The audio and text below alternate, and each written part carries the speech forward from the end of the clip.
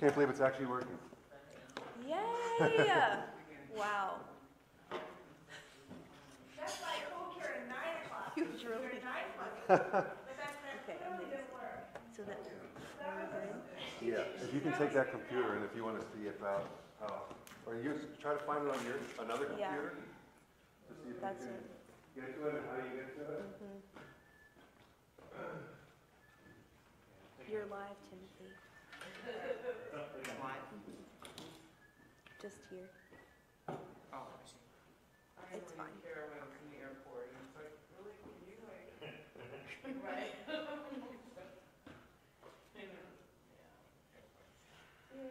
Only at a time it's better be planned it. Right? It's so funny. I'm like, can I find out breakfast? I don't know. No, like, anyways, we came down at the same time, and we, we didn't even talk. We knew when to go down. We rocked. That's right. So, we have a gap like that. Anywho. Okay, yeah, this will be fun. Yay. And that's a big, That's great. huge. Huge. It's like, This is a great place to watch a movie. right? This is like brand spanking new place. Yeah, it is. Yeah. Okay, I better look at here. Where is there? So the internet password that I was given is for a network that does not show up here. It's working already. Not now that I'm here. But it's working on this? It's working on this, Yes. but I need to look in my email, which I can't log into without being on here because I don't know the password. Yes. So we're actually using someone's hotspot for the live stream. Okay. Can I just momentarily get on somebody's hotspot? Okay. This is what I have.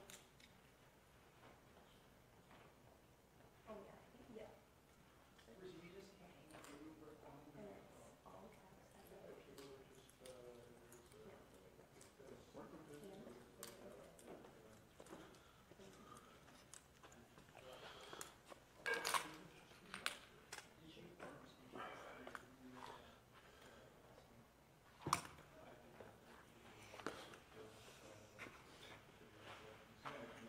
Now you're going to move on to the next problem. I love our modern world.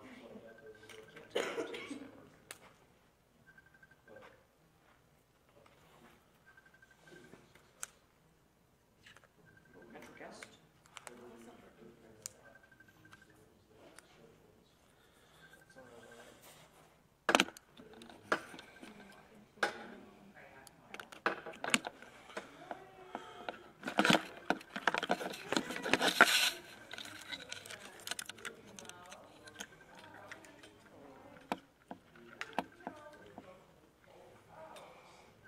Dean? Is it possible I can give you a flash drive? Sure. And ask you to do it that way?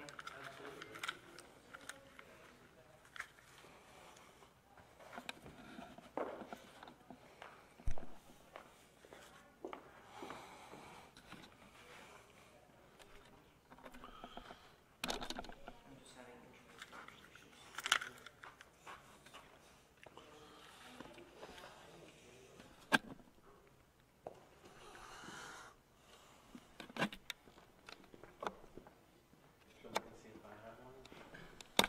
I'm just seeing if I can check the flash drive right now.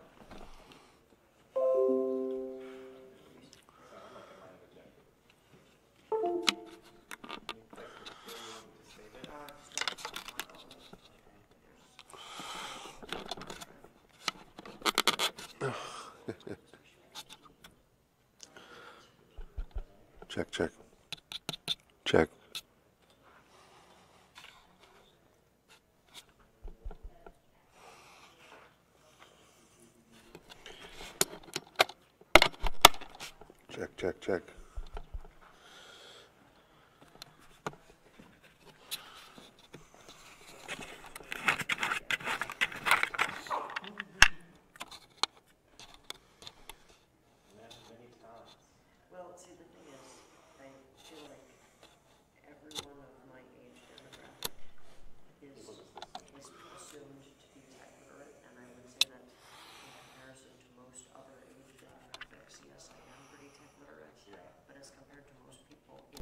age demographic. I am not tech literate. You'd be more in the Luddite category within your cohort. Yes. So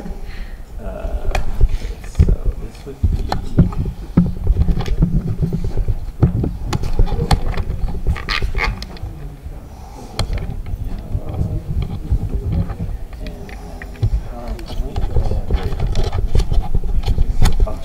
Justice Metrics PowerPoint.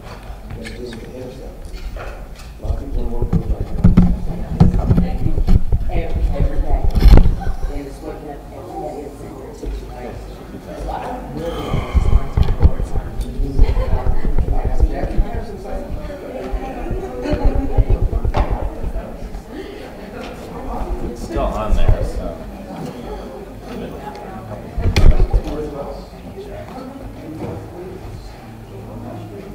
I feel like it's highlighted, so it's probably still working, right?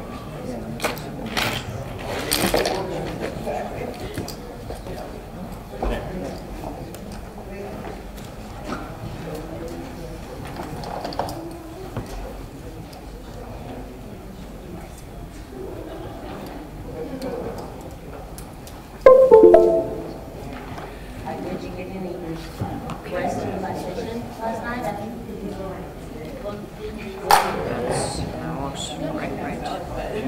looks right. Check remember about the Rocky? Yeah. Talking about the chapters there and all that kind of stuff. Okay. So, will I be advancing those? Yes, I think so. And there is a clicker. Okay, cool. Get my phone out of the way so that nobody thinks it's a clicker or a mouse. Yes.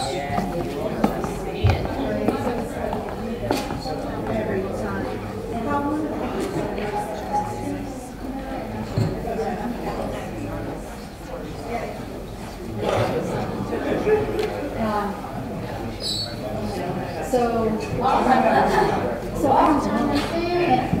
Hi, dear. Hi, Timothy.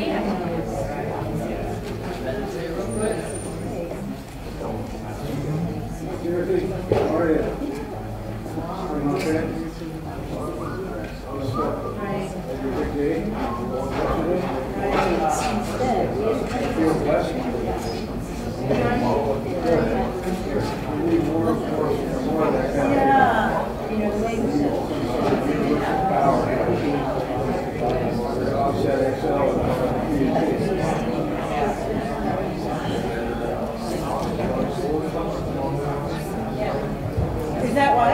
I wasn't clear what they.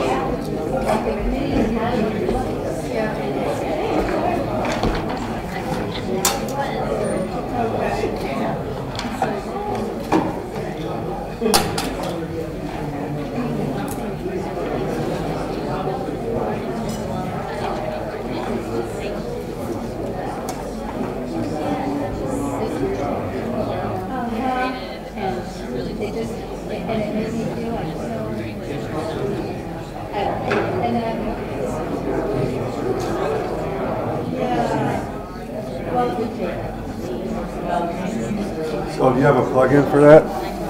Plug your phone in? Yeah, I just want product. Okay. So.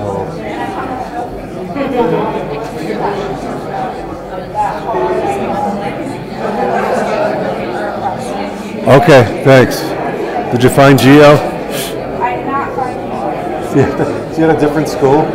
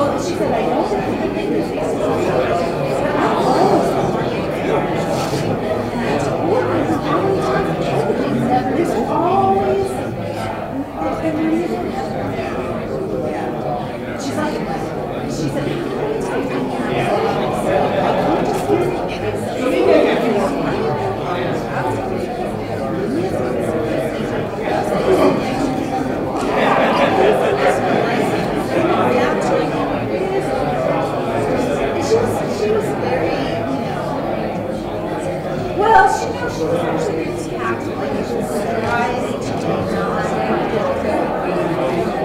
Yeah, no, it's all right. But anyways,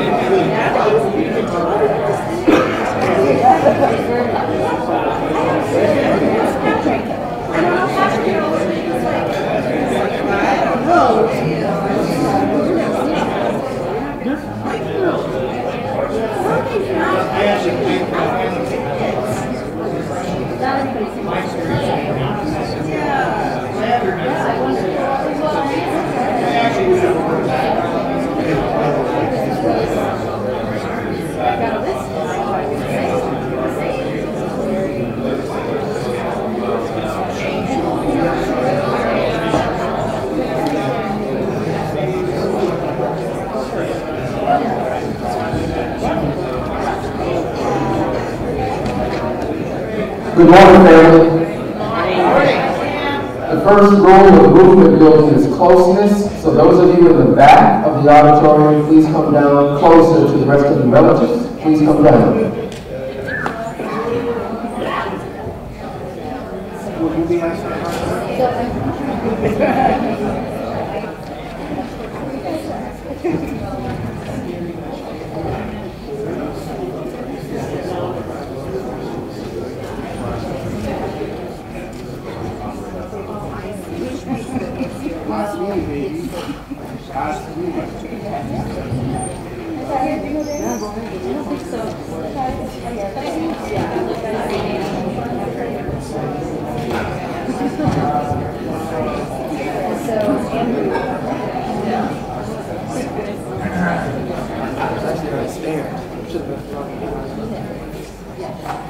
For some reason, there's not even a stand up here. Oh, okay. So because maybe we're stuck with this option. All 5 of them were contested.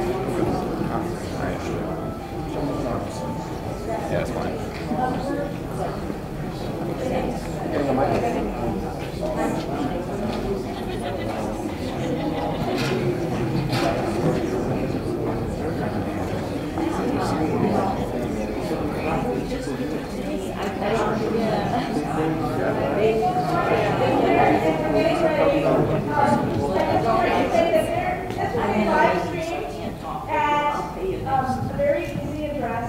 In case you have your, thank you, Sam. My name is Julia, and I'm working with these fabulous folks in the Just Solar Coalition. If you wanted to live stream this, not that you all will need to do this, but if you know of somebody who maybe would like to log in and check out what's going on, they can go to teeny URL, you all have done that, right? So teenyurl.com / and it's Just Solar PMA video. And it's in your program. You can see at the bottom of your program, it tells you the instructions about where to live stream things. I also wanted to say from the perspective of Easy Communications, they're going to be filming this, they may be filming you, and just let them know if that's something that you're not comfortable with, but they've got some signs up to let folks know that we're hoping to get the word out about this far and wide, and that's part of how we get it done. So as I prepared for this morning, I had a chance to meet my new young relative, Michael Elliott. Thank you, brother. And Michael reminded me that we have to always remember where we are. And we always have to practice respect, reciprocity, and accomplishing to the people whose lands we sit on. So we're going to start the day by honoring our indigenous relatives whose land we sit on today. And my dear relative, Randy Grisha, is going to get us started off on the right tone. So Brother Randy. Thank you.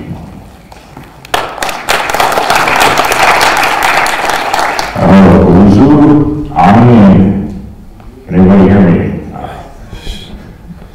Welcome, and how do I say? Mi voice is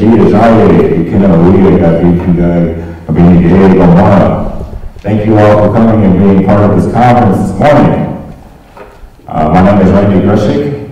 Spelled a little wrong in the program, but that's okay. I work for I'm the Indian Education Program Coordinator for the Rockville School District, where we're doing some solar stuff right now. Also, we do a lot of work with sustainability. Also, we do a culture and language teacher at Minneapolis Community College, one of our Minsky partner colleges here. I was asked to come this morning and do a little prayer and opening in a culturally appropriate way. That's what I'm here to do. I'm going to say a prayer, blessing in the Ojibwe language, and also recognizing that we are on Dakota land, Dakota Tamakoche, and Yachuk. I'm going to sing a song in the Dakota language as well to recognize that connection to the land, connection to call it we, or Jesus, in Ojibwe, the sun, or that solar energy movement going on. I'm going to start with the Ojibwe prayer here. You guys can remain seated. Film, no film? Maybe not for the song part. Okay. So in this prayer, I'm going to talk about the water that we live right by, or that we're going to school by, or the Mississippi River, Minnesota River. I'm going to talk about the four directions, the sun as well, spirits that are all over this earth, that power the energy, that we recognize as part of the environment that we live in. Aho. Anishinaabe, Shonis, Ozawa Naya, Shin Indigo, Magazine, do them. Onam is Aga, Ning, Wenji Bad, Wenji Bayan, Wade. Oh, I'm going to show us Nani. Negamas is money do, the Guido Kosh, Nan, Eji Ayam, Eji Mabawanda Zion, Gae. The Guido Kosh, Nan, Eji, Gana Wayne Gun, War, a king, Anishna. You wait to win a money do the way he is a way king. I just look kind of you wait to Wabanum, Jawan, Nigabianum, Giwainum. They got us money do the way he is for me, the way he money do, the way he Mrs. Zeebing, Gae, the way he went to power. Wana Anishinaabe, Badote, Isnikazo, Wanjabanid, the Gudu Kashanam, Ejibimadazion, Ejigagwebimadazion, or a king. Always good. Pag-usay na mga namin, Igoy, sa mga minigo, Igaye, Minigoyish. So that concludes the prayer. And one of my professors always told me, you guys want to know that, said exactly, you guys come take my class. So I'm going to sing a Dakota prayer song here. So I'm going to ask you guys.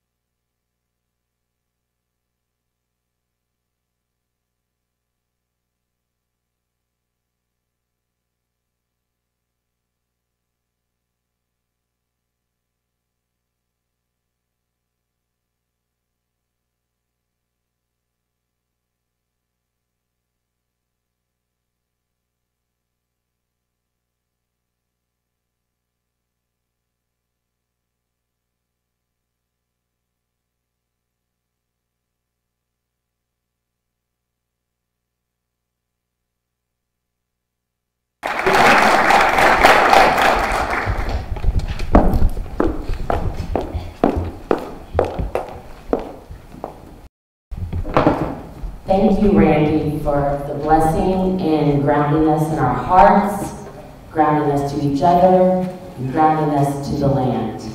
So, hey, beautiful people, how's everyone doing this morning? It's great to see familiar faces, and it's great to see new ones as well.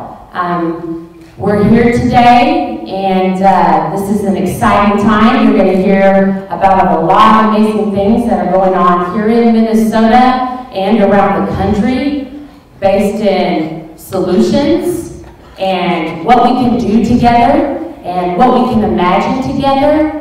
And we're going to talk about the interdependence with each other, with the land, and solutions and intersectionality. And this is the place where we want to be grounded, come up with amazing ideas and imagination, and come up with things where we can, not just projects, but they're healing. They're healing to our own spirit, and they're healing to the planet. And through this work, we hope that each one of us, it'll be a transformation within ourselves as well. So we have some amazing folks who are going to come up here throughout the day and share some work they've been doing. And we're going to do it PMA style. And I'm going to hand it over to Sam to explain what that is. Thank you, Karen. Could you introduce yourself? Oh. So my name is Karen Monahan. I've worked on EJ issues for the last 12 years. I'm a Sierra Club, and this is the school that I graduated from through the Urban Teacher Program. And this is my mentor, professor, and he's kind of responsible for getting me into this stuff. Thank you, Sam.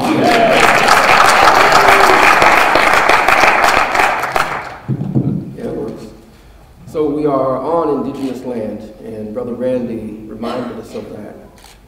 We have an obligation in the way that we do this work on the land to practice an understanding of that in the deepest way we can practice the understanding of that.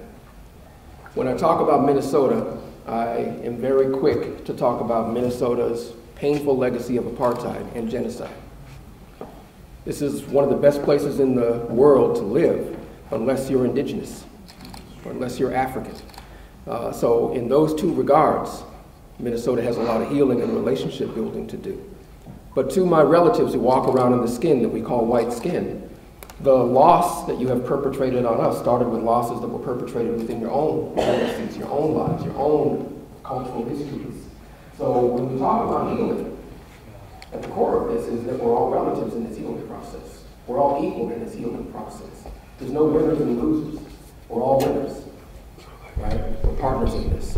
So welcome to a People's Movement Assembly. I don't know how many people in the room have had the pleasure of participating in a People's Movement Assembly before. Please raise your hand if you've been there, done that. Okay, there's a few of us who have done this before. So the point of using a People's Movement Assembly process is that instead of assuming that there are some people with expertise who will do all of the talking, in a People's Movement Assembly, we're asking that you come into this room with your head, with your heart, and with your gut for transformation, and that everybody in this room is responsible for the outcomes. So we want you to sort of breathe deep, honor your gut for world transformation. Breathe into it. Take full responsibility for midwifing the common dream of health for all people on the land. In the People's Movement Assembly, our expectation is that we're going to use popular participatory processes this morning and this afternoon to set conditions for a genuine solar transformation, using Minnesota as an example for how the whole world can quickly get on this journey of a truly just transition that practices and delivers a very high level of climate justice. It can't just be words, but it will just be words if you focus on swimming around these ideas in your head. This is the chatterbox. For the whole day, I want you to breathe here in your heart. Cry if you need to, shake if you need to, scream if you need to. This stuff is serious. People are dying because we have neglected the level of severity of what's happening on the planet right now. This is not a joke. As my dear relative who's now up in the Sky Nation, Hugh Masekela said, one of the greatest musicians of all time. This is not a joke. Bring it down into your gut and think today about how you are going to take what you learned today and move it in the world. We need your deepest, most transformative movement every single day with every single breath. Otherwise, we're faking. So in a People's Movement Assembly, we set context. After setting context, we invite people to share some stories to deepen the context so that there's a very common baseline of understanding. And then we invite a whole lot of communication, a whole lot of dialogue, focusing on getting all of the different senses of what's going on in the space. And we do not rush to the solution is, because the solution was, is, and always will be healthy generative relationship. So we can't have experts figuring stuff out for us anymore. This has to be deeply democratic. We listen to all perspectives, hear all sides, we bring them into our heart, and we bring them into our common gut. So as you're going through this exercise today, if you start to feel agitated by the way someone else is communicating, breathe. From your heart, breathe out to that person who's agitating you. From your gut, say, wherever you're coming from, I will move with you, not against you. If we want to end Minnesota's pattern of apartheid, we have to be practitioners of community healing, community relationship. So as we go through the day, please be mindful of that. One of our challenges today is to do a job of capturing data from all of you. What did you think? What did you feel? What did you commit to move? So everybody who is here, we're asking you to be a scribe and take your own notes of marking what happens today and send an email to Sam Grant. And then I am going to take all the things that you communicate to me and weave it into a tapestry and spin it back to you. So my email, samgrant3@gmail.com. Write it down. samgrant3@gmail.com. We have facilitators in the breakouts. The facilitators are going to do as much capture as they can, but I am asking for collective responsibility so that nobody's voice is left out, because part of this process is to ensure that all voices count. Make sense? Okay, I'm gonna give it back to Karen. Thank you, Sam. I just also want to echo what Sam said. The chaos that we see outside of ourselves, the things that we're trying to transform and change, they are a reflection of our inner chaos, our collective trauma, and how we are in relationship to each other and the planet. So I can say personally for myself throughout this journey, I realized that part of the healing is taking responsibility for my own personal transformation and healing, independent of what anyone else does or says, regardless of a system that is an oppressive system. Because when I take the responsibility to do my own healing and transform that trauma and those wounds, I can show up in these spaces and actually embody the change that I want to see.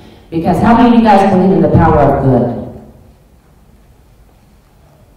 The power of good encompasses kindness, compassion, forgiveness, non-judgment, love, hope. And so when we do this work, if we really believe in the power, because that's power coming from our energy, right? When we practice those values. And that is going to be, it's not just a solution out there to have solar panels, but it's also how we work together and having more faith in the power of good and bringing that, our best selves, our inner selves to this work when we're in a relationship with each other and people out in the world. So I just want to say that. And One thing before you introduce Jackie. yes, So I just wanted to, for those of you who don't know about PMAs is a specific approach to this language that was created through the World Social Forum, which began organizing based on the inspiration from the Zapatista movement in Chiapas. So the encuentro, the assembly, the gathering of peoples has been the way that people have figured out democracy from the first community on the planet. So this is an ancient technology that we're applying here. So the old way is actually part of the new way. We need to learn how to sit in deep dialogue with each other. So through the World Social Forum and through the United States Social Forums, we've been using people's movement assemblies to gather perspective, to gather the dreaming, to gather the organizing energy of peoples. And then at the next gatherings of the US Social Forum or of the World Social Forum, we will take and document the report from this People's Movement Assembly, and it will go into the public record of the people's dreaming and organizing process that's contributing to the global stream of transformative work. So I just wanted you to have that little extra piece of context before we get into our very busy day. We've got a series of speakers who will say a few words and then invite you into dialogue this morning, and then we have breakout sessions this afternoon where we'll go deeper into specific dialogue on key domains. So the domains we'll talk about this afternoon are entering the solar workforce from the bottom up. So how do we transform Minnesota's solar industry so that we are the first state in the union to say that 51% or more of the people who come into the solar industry in Minnesota are going to be American Indian or people from communities of color. And then 51% or more of the people we do procurement and contracting with are also going to come from those communities. So a lot of people, when I tell them about this Just Solar standard, they say, that's impossible. You can't get there from here. Well, you know what? If that's the level of your imagination, I wish you some healing, brother or sister.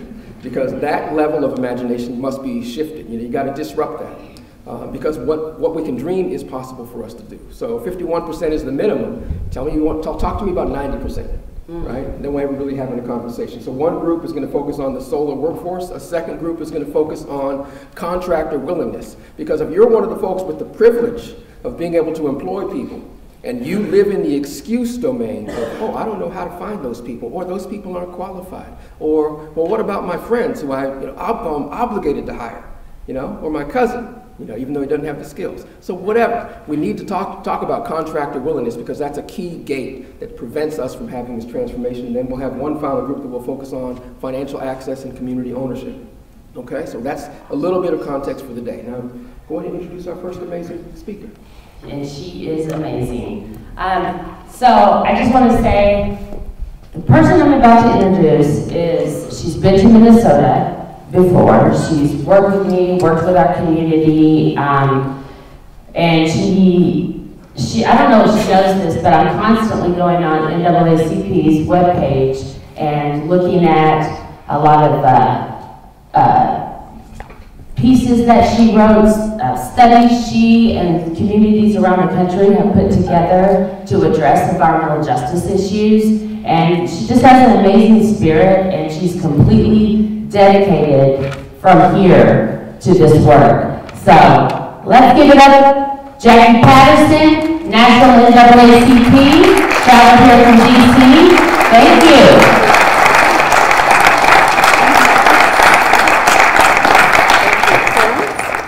Pleasure to be here with you all. It's a pleasure to be here with you all, and just thank you so much to Julia for all of her organizing. Thank you to Randy for setting the stage in such a spiritual and grounded way, and certainly to Sam and Karen, who I go back way far back with Sam with our work with United for a Fair Economy, and more recently with Karen, which has been a blessing. And so again, it's just a pleasure to be with you, and looking forward to be with you throughout the entire day. So I was asked to speak, and hopefully, is this all set up? Oh, okay, perfect.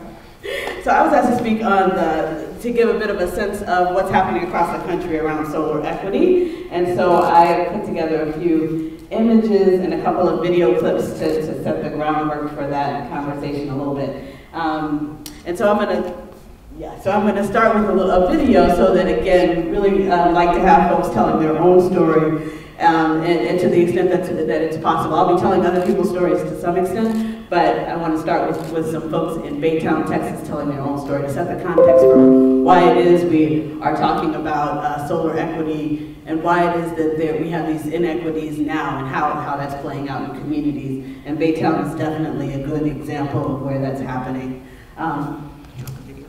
Pardon? Did you open video? I just want the whole presentation. And I can do it myself, right? Yeah. Okay, cool. This should work.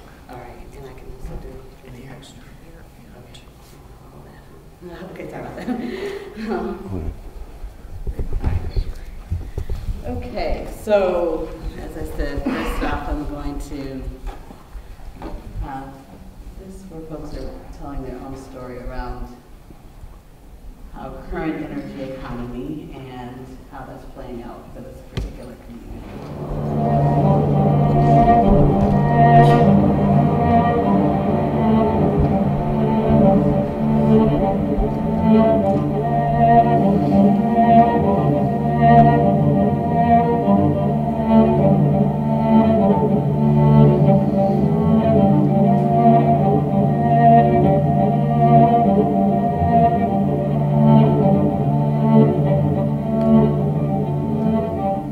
The city of Baytown is made of old money, lower to middle class families, and pollution. But if you get a job at a chemical plant, you don't have time to think of a solution. I guess my brother, my uncle, and my cousins are sellouts because they went industrial instead of the drug route. Refinery city lights and pipes run along the Gulf Coast. The smoke boasts with sulfur air. It's a wonder anyone's able to take a breath. We're so used to it, we forget. Soon, the sons and daughters won't be able to drink the water. They say the first priority is the people, but the people are the ones being excluded and uprooted. Just ask Archer Courts, ask George Washington Carver Elementary, or ask the suburbanites. Exxon Sacrifice, aka Brownwood neighborhood. God bless social media, but Flint ain't the only case of complexion without protection. Baytown, aka the Dirty Bay, is surrounded by giant toxins, threatening the city in every way. We see the huge still from our window sills, make jokes as we choke. We've been possibly dying from this kind of poison oak. It's no mystery that the black and brown communities are being targeted. Black lives matter, but not when they're expendable and making money is good for the market. Give them a fine, it's fine. They can afford it. We live with the headaches, the shortness of breath, and watery eyes. They keep building, and we pay for it. Constantly trying to heal ourselves and repel the environmental destruction. Breathe it in, then breathe out.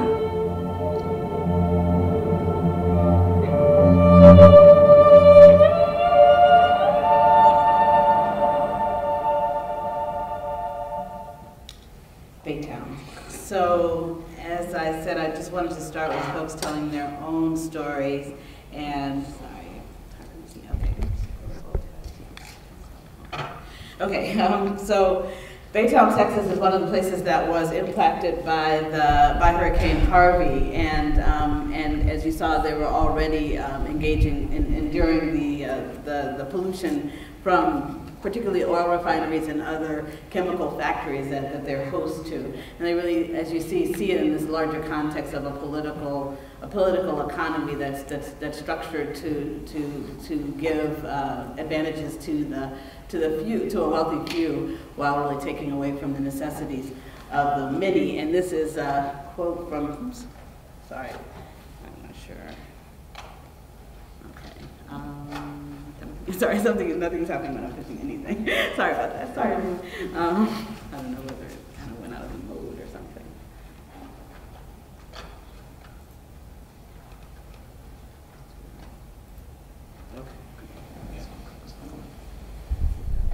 So, okay, thanks. So this is So, yeah, so just taking this quote, I never intend to adjust myself to economic conditions that will take necessities from the many to give luxuries to the few.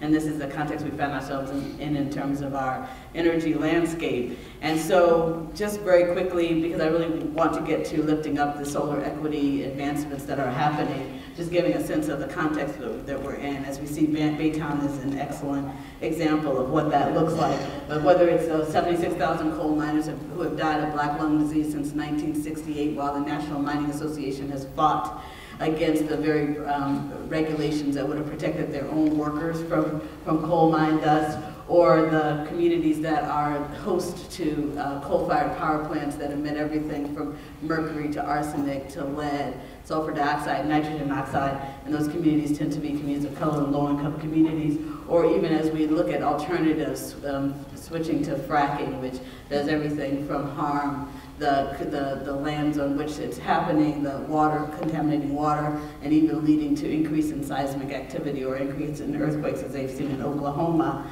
And then we see how these different polluting practices from our current energy landscape get into the body through air pollution, water pollution, soil contamination. And then we see also how it intersects with our social and economic and educational well-being communities where this is this young man up in the upper right-hand corner and the left there, his name is Antoine.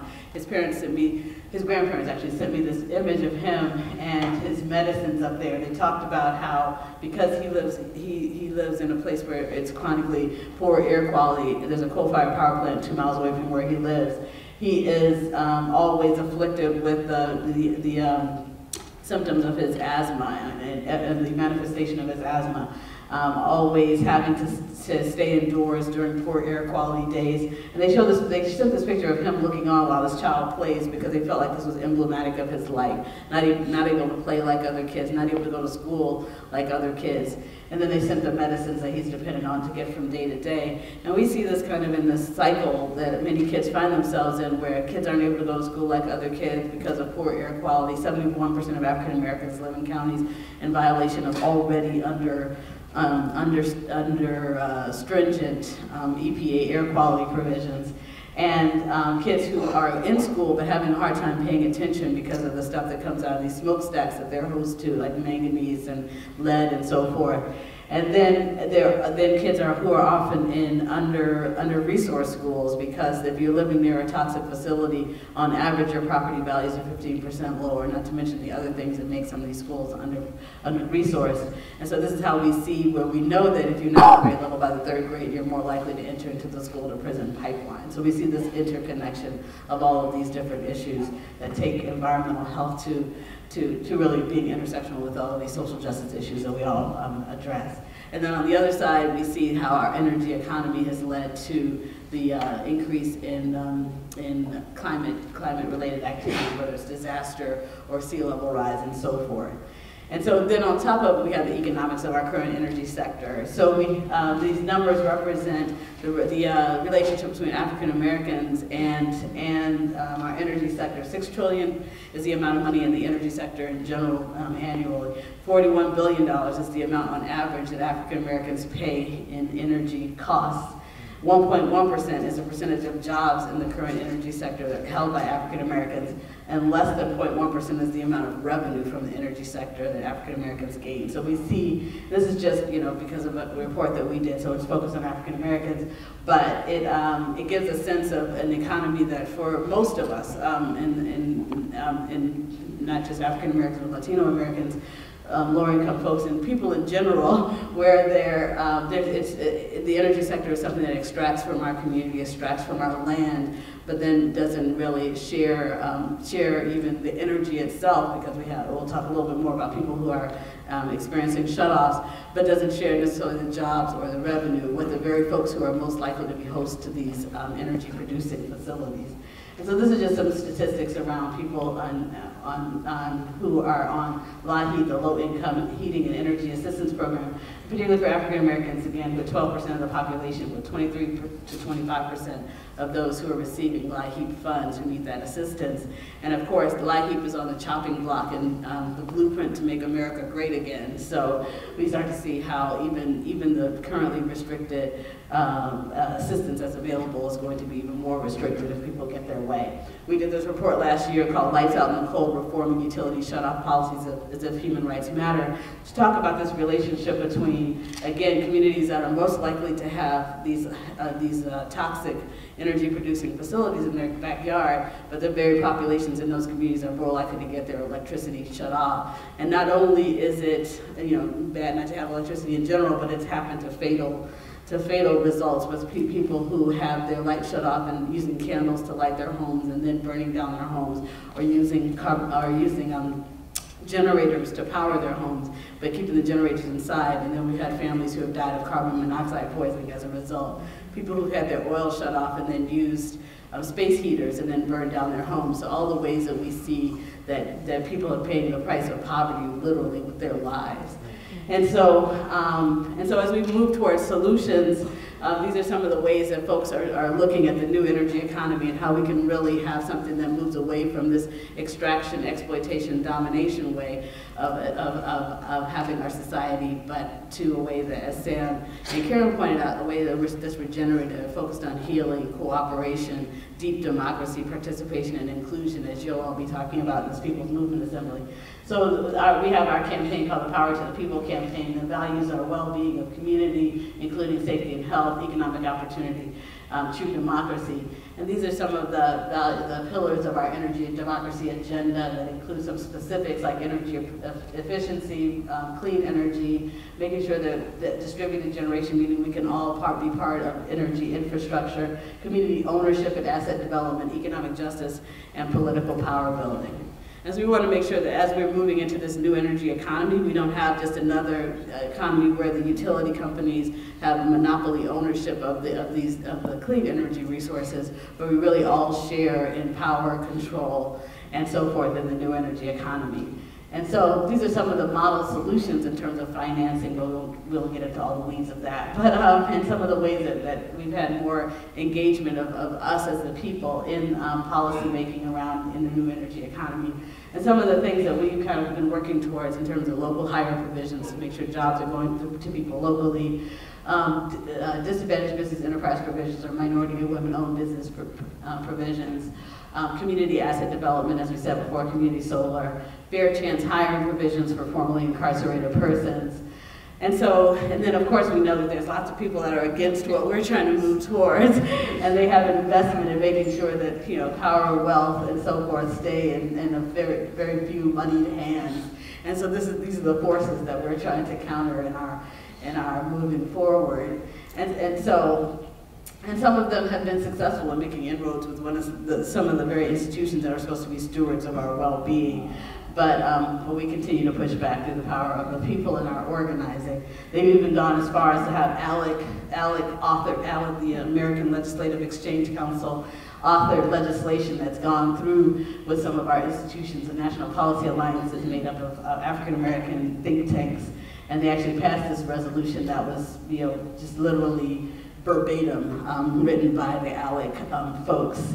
And so, but it's easy for them to drive this wedge in a situation that doesn't feature what's going to be happening here in terms of people's involvement, people's education, and people's movement building. So in the current situation, in the past situation, they've been able to really curry relationships. They've been able to take advantage of these kind of overly burdened communities. They've been able to advance fear-mongering that have made people reticent to really use, as Karen said, their imagination about the possibilities. And so they really kind of cast possibilities as something to be feared because it's the unknown, as opposed to possibilities as something that is moving us towards an expansive way of being. And so, but fortunately, again, just through this conversation and the conversations you have had and continue to have, you're really countering a lot of the ways that these folks have been able to drive wedges in our communities. And so as we move towards championing energy policy, some of the stuff that's been happening around the country in Indiana, they've been pushing back on bad policies that have been, ALEC and others have tried to move forward to end the solar advancement. Like in Indiana, the House Bill 1320 was putting fees on people who want to do solar in their households. They've been in Mississippi, where a Southern company really has a stronghold. They still were able to organize as communities. They did a billboard campaign about this coal plant that they had. They got the reverends involved, and they were able to push for the coal plant to stop burning coal. They were able to push forward on net metering policy so that everyone could generate their own clean energy and so forth. In Missouri, in a place where there was a Republican senator who actually became, quote unquote, a green czar, and he said it was because one of the things that he attributed it to was hearing some of the folks who were organizing and really putting green energy or clean energy in the context of it being a social justice issue in a way that he actually understood as a conservative politician. This is actually the article where he talked about how he became a green champion. Citing some of the work that's happened. This is just some of the work that's happened. We see up in the right-hand corner in Minnesota the release of the Just Energy campaign that was started here with the NAACP and some of the other places, and really, like I said before, really connecting it with voting rights and so forth, and really recognizing that we can't have clean energy outside of having a true democracy at scale that we need to have it at. And so some of the promising practices that we've seen have been the Climate Justice Alliance has this campaign called the Our Power Campaign under the banner of power without pollution, energy without injustice.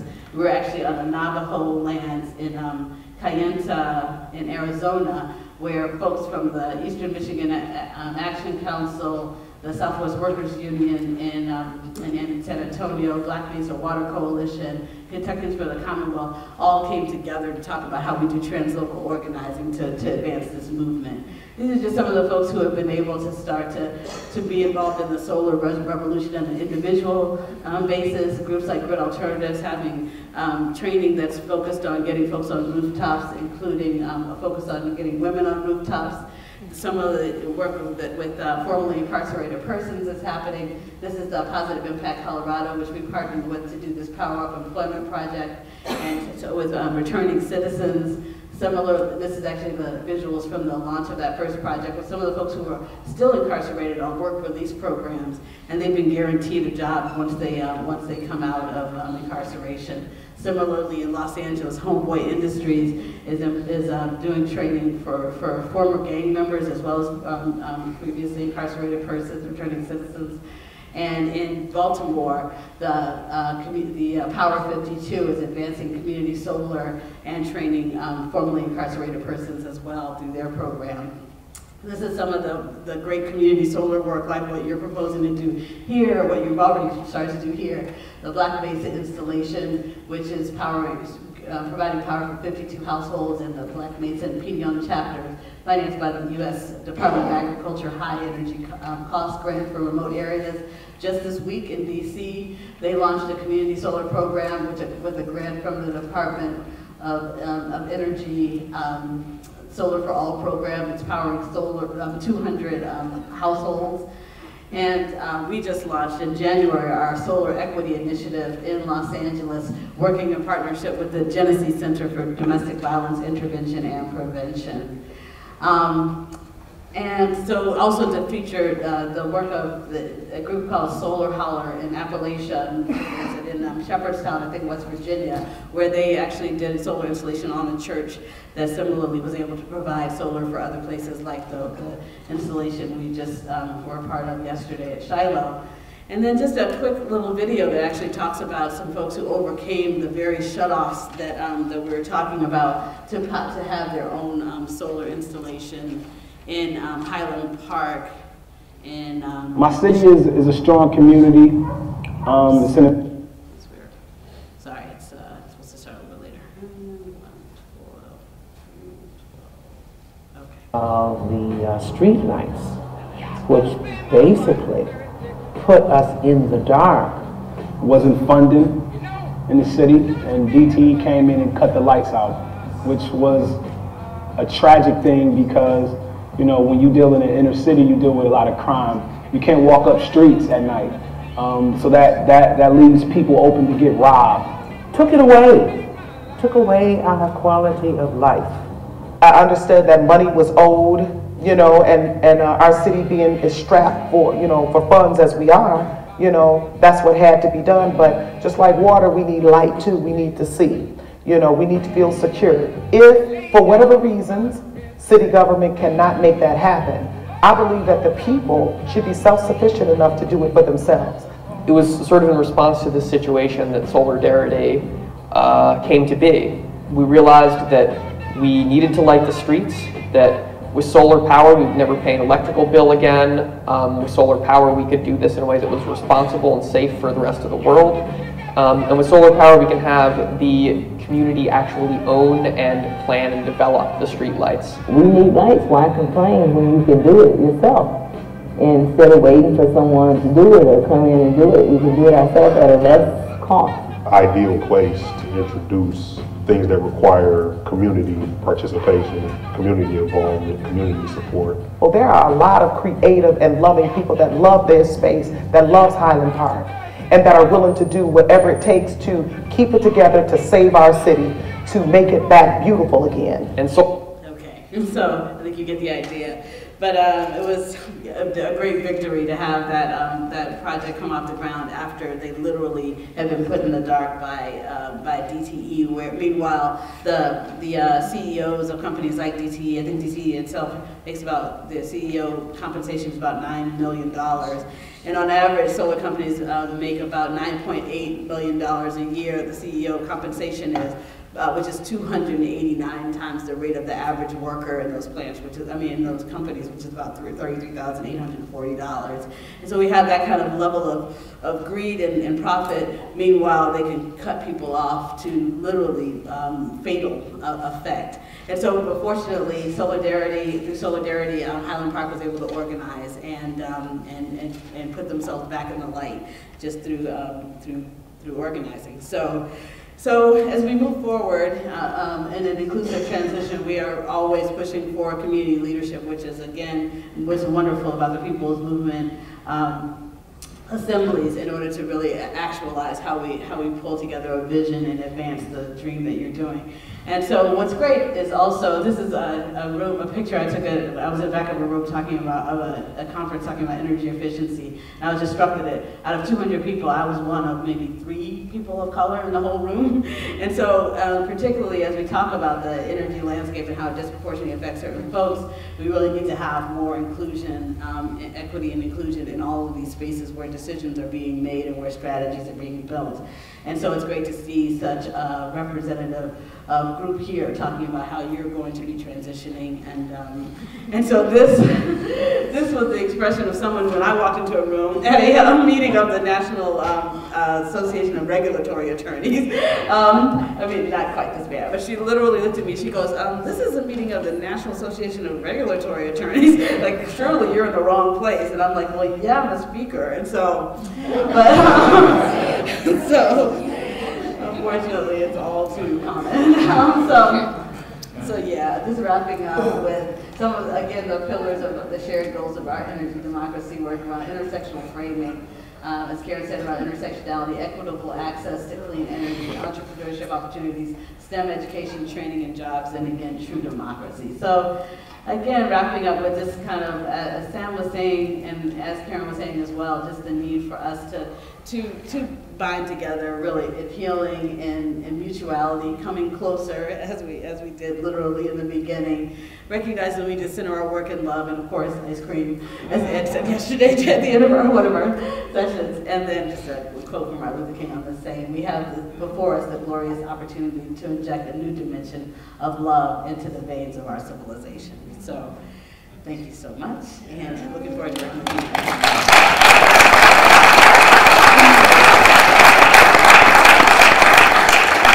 Thank you, Becky. So I'll take a couple of questions from the floor, but everybody has an index card. So they're in all of the rows. And so what I'd like you to take a moment to do on those index cards is write down something you heard that inspired you, that provoked you, that you'd like us to have more deep dialogue about and consider adding into our organizing campaign here in Minnesota. So something that you heard in Jackie's presentation that inspired you, that provoked you, that we need to consider, fold into our dialogue and take action on. Okay, so anybody want to raise your hand and pop a question out to Jackie? Any questions out there? Yes.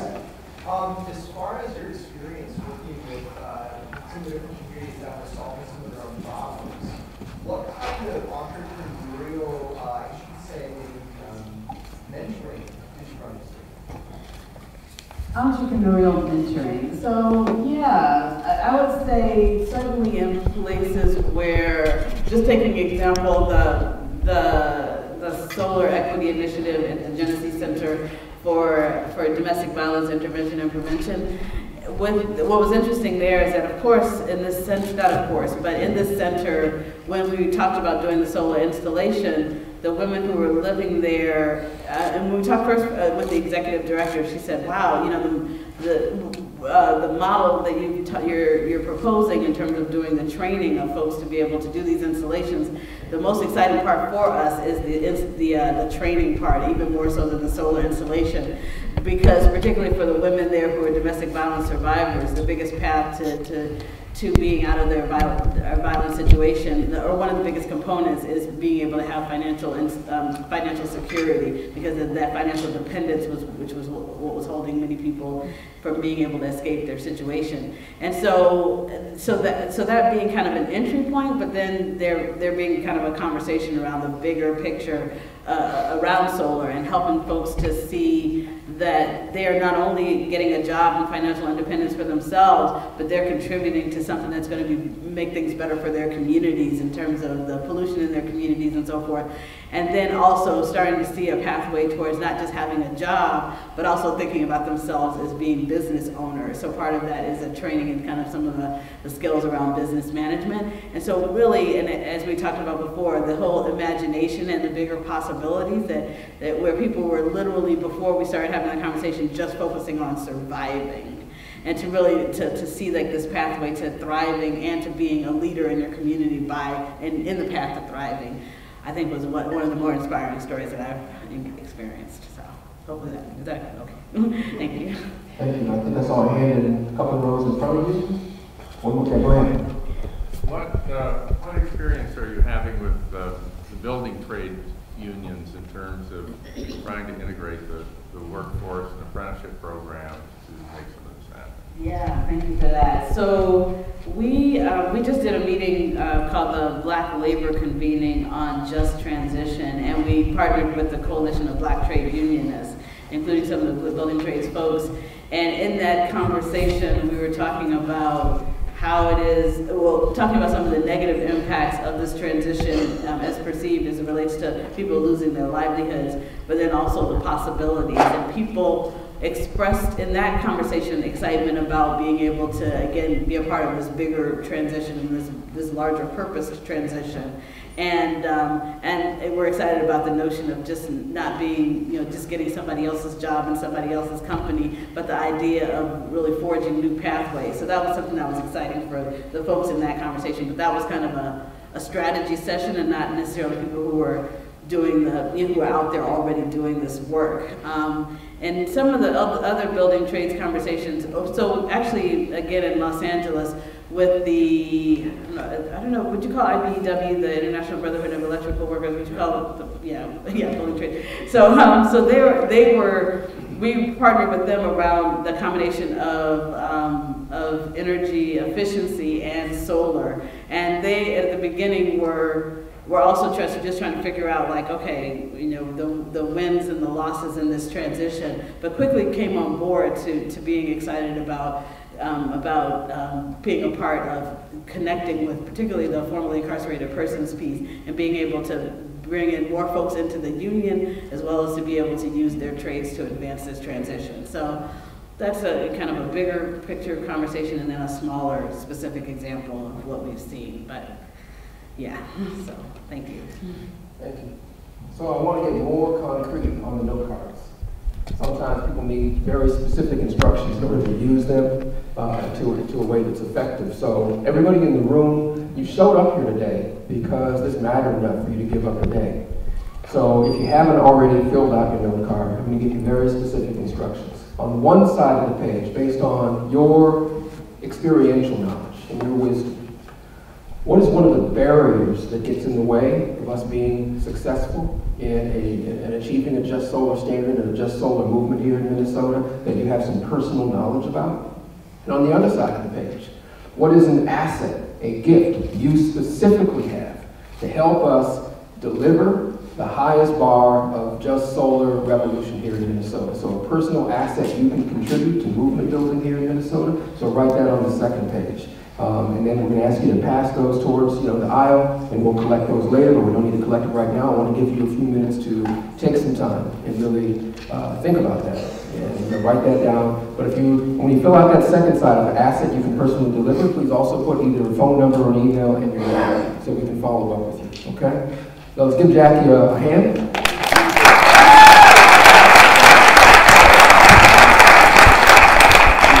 Call up the next speaker, but in honor of the speaker, of the person who asked the question about, what does it look like to, build this movement and engage people in this work. So I'll tell two stories from our local swamp here in Minnesota. So here on the camera is John Gwynn. John, stand up. Oh, man. John is a good friend of mine. We know each other a really long time. Back in, I think, 1993, John came and said, Sam, I've got this dream. I've got a gift, and I want to find a way to use it in the world.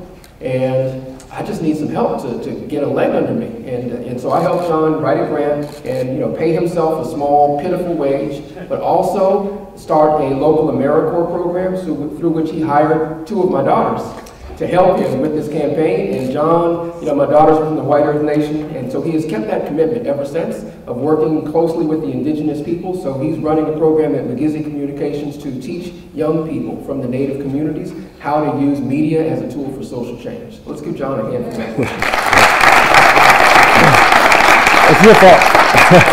And sitting almost back up at the top of the room is my good friend and relative from the Red Lake Nation, Bob Blake. One day, in terms of synchronicity, I was at the grocery store just getting some food, and Bob was in the grocery store trying to get some food.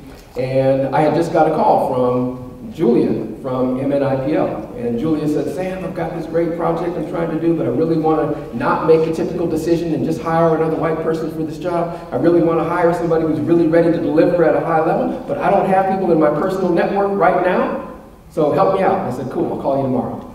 That same day, I'm in the grocery store and I see Bob. And Bob says, Sam, I got some time on my hands, man. And there's people in the room, Karen and Jason and Bob can tell you, don't ever tell me that unless he's really ready to get to work, because I got something for you. So I said, Bob, here's a number, call her. And so it turned into two things for Bob. He got a job leading our Just Solar Coalition, along with Julia and her capable staff at MNIPL. And he also got some support to generate his own business, to take it to the next level. So he has a company called Solar Bear that is actually going to be a key driver for Native nations engagement in driving the Just Solar revolution in the United States and on Turtle Island as a whole. So let's give a shout out to Bob. Stand up for those who you are, Bob. Stand up. All right, next. So I want to invite up our next. You want to invite Leslie? Okay. So. I have to. Jeez. So many of you guys know Leslie Fields, who is the National EJ Director at Sierra Club, who I've had the privilege and honor of working with her for the last 12 years. She's another one of my mentors, a very dear friend to me. She's been here over the last 12 years, almost every year, supporting our community, helping us out when we need it, with the work that we're doing here. Always working so hard to make sure our communities have the resources, support, and love that we need to carry this work forward. So, Leslie Fields from DC, traveled here. Thank you so much, and come up and share your stuff.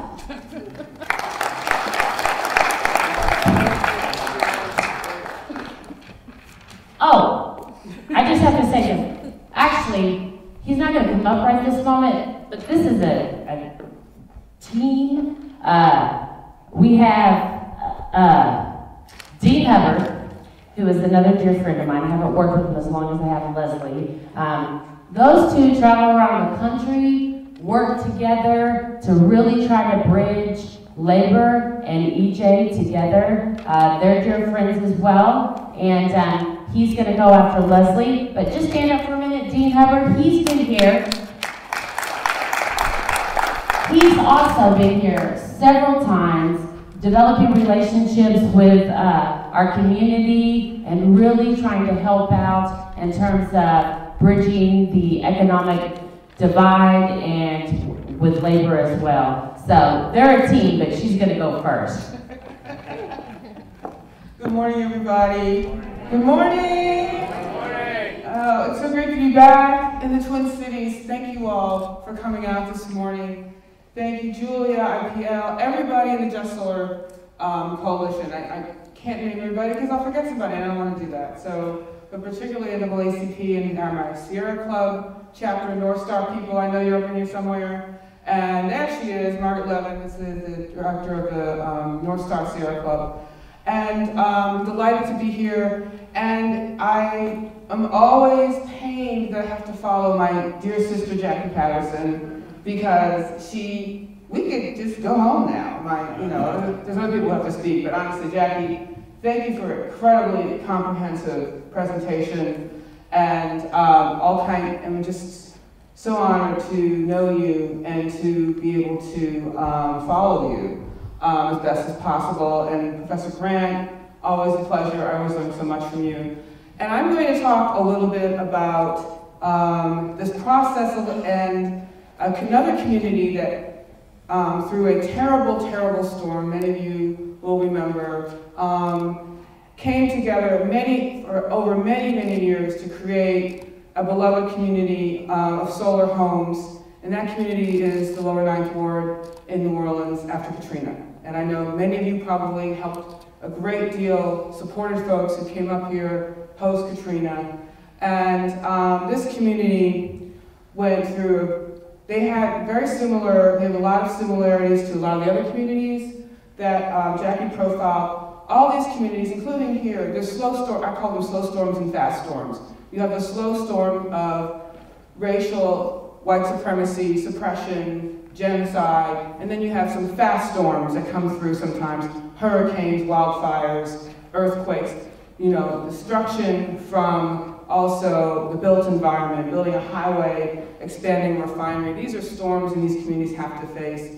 And some of these communities also have to face, as what Jackie, we all have to face the coke, the octopus, but some of these communities are also facing personal intimidation. There's still Ku Klux Klan out there. There's still these supremacist groups out there who are doing everything to thwart them. And so I want to talk about a community that we've helped support, that became a beloved community, and decided, it took them years and years and years to create a community of solar homes and how that has supported them and affected them. And I think there could be some lessons learned. And also, they're still dealing with a lot of issues.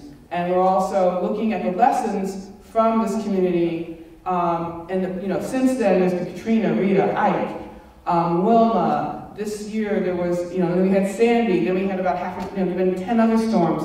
And then this year alone, as you know, there was hurricanes, Harvey, Maria, Irma, Nate. And the Sierra Club, the National Sierra Club, is supporting our chapters and the communities, particularly in Texas around Hurricane Harvey, and in Florida, Irma. And we are spending a lot of time on supporting our chapter and the community allies in Puerto Rico. We have a very robust chapter in Puerto Rico. And so some of these lessons from the Lower Nine story are also going to apply, because there's a community called Salinas in the south of Puerto Rico that was building a solar microgrid before Maria. And then since Maria, they've been blown offline, and they're trying to bring that back. The neighborhood's called Otoqui in Salinas. So I'm going to pull up this. I've got a 10-minute video. I'm going to cut it short. I'm going to play the whole 10 minutes. And now I got to figure out how to get out of this one. Escape. I'm going to escape. Jackie for a minute. And then, which one? This one? I can't hear you, ma'am. Timothy. Which one? Okay.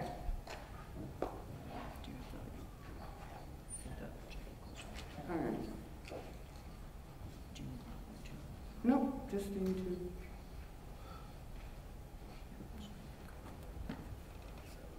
Oh, I thought it was already. Okay. Oops. All right, bear with me. No technology.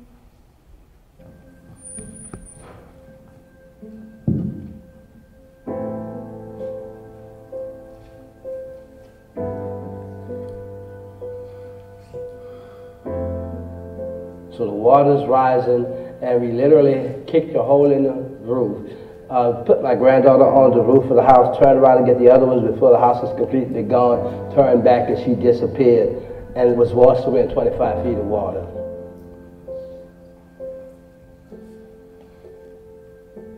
My mother had Parkinson's. She was real sick. She fell in the water, and when she fell in the water, the current pulled her under the first time. We were able to grab her hands, pull her up. She came up blowing bubbles. The current grabbed her again the second time. We were able to pull her up, and at the end of that ordeal, my mother died. So she literally laid on the roof with a leaf in her mouth and her eyes open in front of us.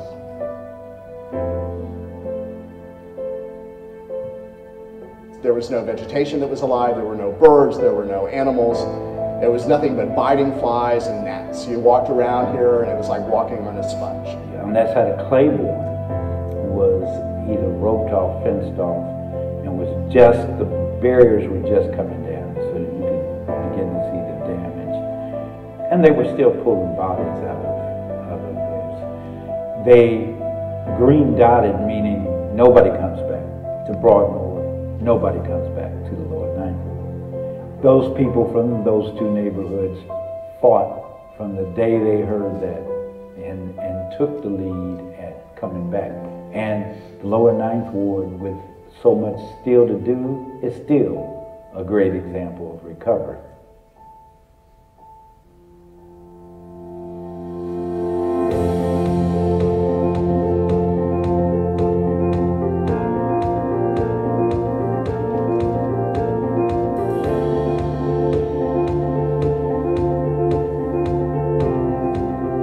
I think that the neighborhoods began to understand that they would have to take the lead and keep the lead if anything was going to change. People now realize that, wow, if we're going to make this work, we really have to get involved in this. We can't depend on government for everything, or for anything. There was and is so much that needs to happen in Lower Ninth Ward that no one group could do it by themselves. The community came up with a vision of wanting to be sustainable, of rebuilding green, and through active citizen neighborhood participation have come up with what we've got now in the Lower Ninth Ward 10 years after.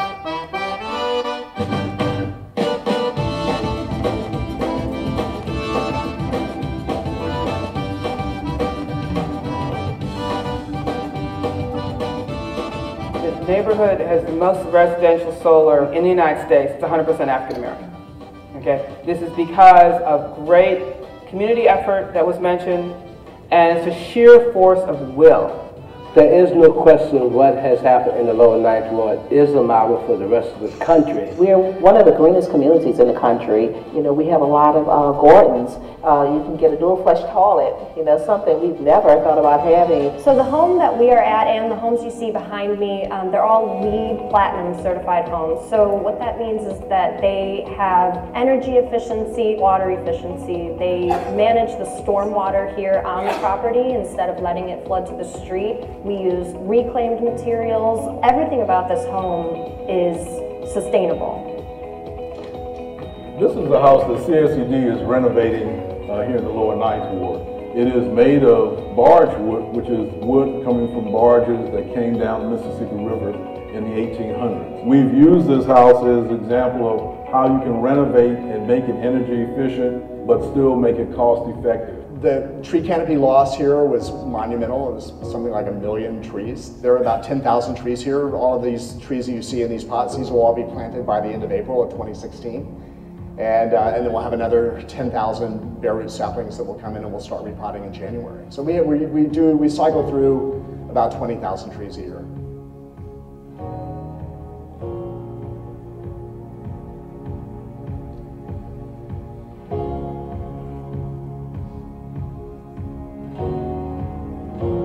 Bayou Bienvenue is such an important part of this community.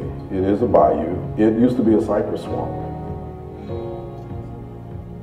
The Bayou Bienvenue wetlands is connected to the Mississippi River Gulf outlet. It was like building a freeway for ships. The problem was it brought salt water with it. The salt water killed the trees back there. You know, from 65 back, you couldn't see across this thing. You know, it was so densely populated with cypress trees that we didn't even use a paddle because the cypress trees were so close together. We would grab the stumps and put ourselves through. So one of the things that our mission is trying to find ways to rebuild that cypress swamp, because it is what we call the multiple lines of defense, from storms coming up through the Gulf. I have grandchildren, you know, and pretty soon I'll have great-grandchildren. So, I mean, they need this. I may not be here this long. I'm not that selfish that I don't care because I might die in 20, 40 years, you know. But just to be my luck, I don't die. So if I don't die, I want this back. And if I die, I want the children to be able to see a beautiful wetland, you know, and have the protection back. The amount of people that gave of themselves to come to the Lower Ninth Ward and all of New Orleans and the Gulf Coast after Hurricane Katrina has been amazing. While the government failed us, the people of America have not. My amazing volunteers continue to pick up the phone and call and say, look, we want to come and help you rebuild. Most of our volunteers come with no rebuilding skills, but they come with love. And love is what's continued to keep this community together and rebuild.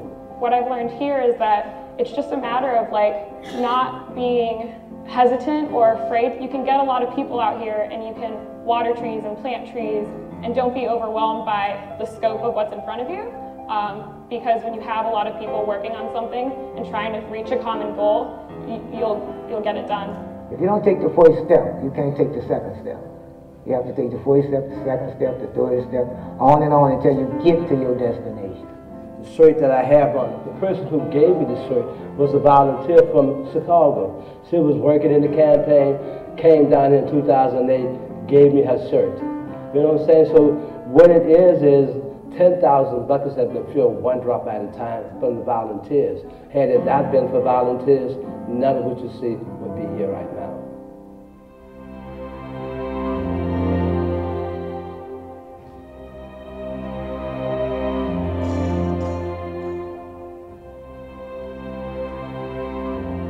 When you see, you know, people who think that we should be sad or crying about what we don't have, we're a party town, you know, we're party people. We celebrate everything here, and even though those flood waters took a lot away from us, the heart of the people of New Orleans is still here. And, you know, there are families down here that have, you know, been here in New Orleans for 300 years. You know, they've been down here in the Lower Ninth Ward for 100 years. And, you know, this is home. You know, they would never think to move somewhere else because this is home.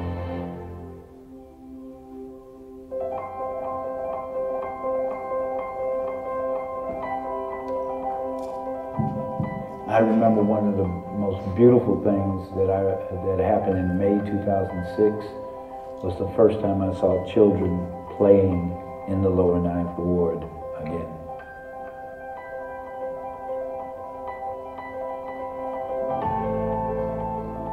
You know, you fight for what you love a little bit. And then if you love it more, you fight more. Okay. I wanted to give time to Dean, but I just wanted to say that this story is still ongoing, and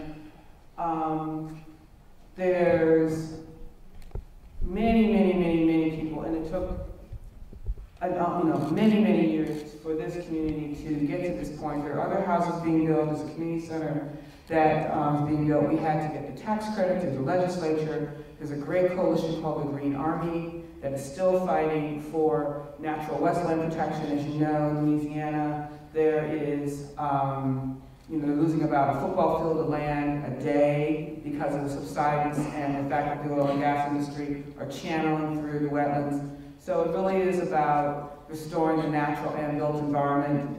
And every community is going through either the slow storms or the fast storms of a particular situation. And I really feel very strongly that there's so many combinations here in this community that really could lead the way in the United States for this just solar revolution and other renewable energy revolution, as long as we make sure that we have the love in front of us, as Jackie spoke about, as these folks have spoken about, and the other folks that are going to be presenting. And to make sure, because we are so using some of these models, for example, like I said, we've had a terrible 2017 hurricane season, in, particularly in Puerto Rico. We're going back to Puerto Rico next Monday and meet with our chapter. And there's so much money being thrown around that's not getting to the communities.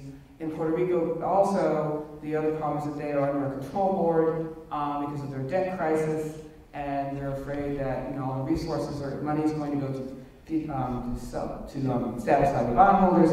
So every place has its distinct problems, but it's through this community process that we are seeing real solutions. The solutions are coming from the community. Those are the solutions that last. This process, the PMA process, has been mentioned before, all around the world, and it works. And so I'm really excited that you all are here, and just wanted to show you an example of a community that did get together. The Vietnamese community in New Orleans East did the same thing. The indigenous communities in Louisiana, particularly down in Terrebonne Parish and in Plaquemines Parish, these other parishes, all the communities that have been affected in southern Louisiana and the Gulf Coast are fighting very hard to restore themselves and also to be resilient, but not in a way that they are always expected to come back. They're coming back, and so that the children don't have to deal with all the problems from the slow storm of racial injustice and genocide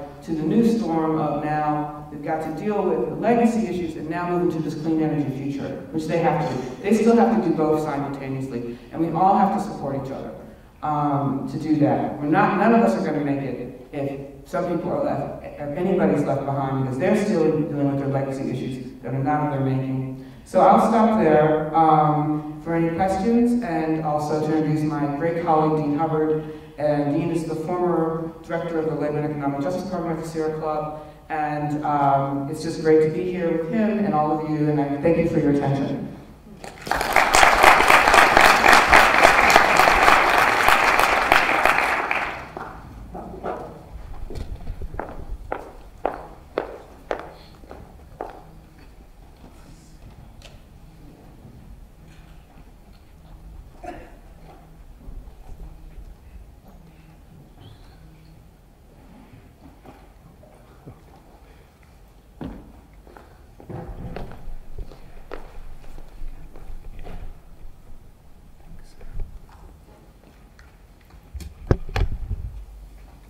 From the beginning? Yeah, but that's a different one. Oh, okay.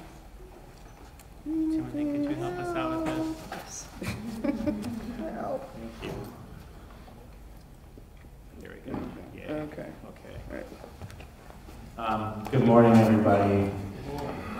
I, first of all, just want to thank you all for being here and thank Karen and Sam and Randy and Jackie and Leslie, and Julia, and I just want to, first of all, acknowledge the body that I inhabit. I'm obviously a white man, I'm upper middle class, my gender identity is, I'm cis-normative, and that brings with it a lot of privilege. And I think that those privileges bring responsibilities in terms of struggling against the kinds of oppression and injustice that have resulted in the kind of society that we live in today.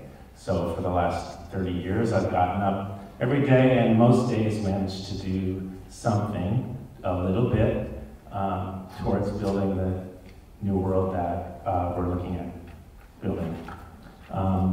So I want to talk today a little bit about the experience that Leslie and I led over the last 3 or 4 years within the Sierra Club of working in communities across the country, basically organizing folks around and supporting organizing that folks were doing around building a clean energy future in a way that also builds racial justice and economic justice and gender justice.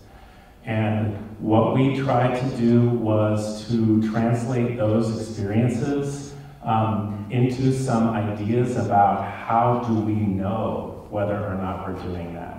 How do we measure it? So what you all are talking about here is a just solar standard for Minnesota. And I'm hopeful that maybe some of what we really are still, folks at the Sierra Club are still learning. So what I'm reporting to you on is a work in progress. But maybe it can sort of give some ideas that some of which may be helpful for what you're doing here. So I want to start with the prime directive. Leslie's a Star Trek fan. So there's a prime directive that guides this work. Does anybody, any other Star Trek fans, anybody remember what the prime directive is? No?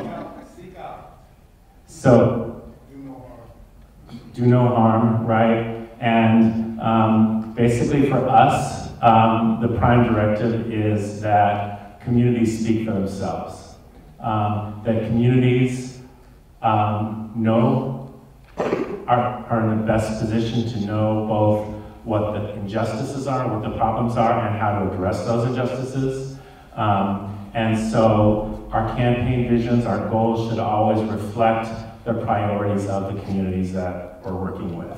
And we have stuff that can help us with that, things like the Hermes principles. Anybody familiar with the Hermes principles?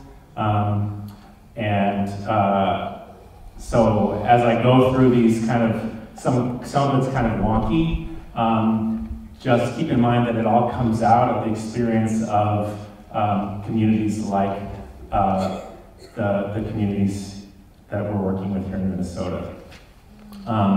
So we developed 7 broad goals around justice that came out of these organizing experiences around the country. Just going to quickly check them off for you here. The first one for us is that clean energy needs to provide quality careers. That means family-sustaining wages. That means safety. That means health. That means opportunities for promotion. We talk about really the whole thing is about just transition. There's some specific elements of it that mean taking care of communities that have been poisoned by fossil fuels or that have depended economically on fossil fuels. Equitable access is a key goal. That means that the economic opportunities that will be provided by the new economy should benefit people from what we call affected communities. For us, when we use that term, we were talking about people of color, working class people, poor people, women, differently abled people, LGBTQ people, people with non-gender normative identities. Okay, so when I use that term, that's what I'm talking about.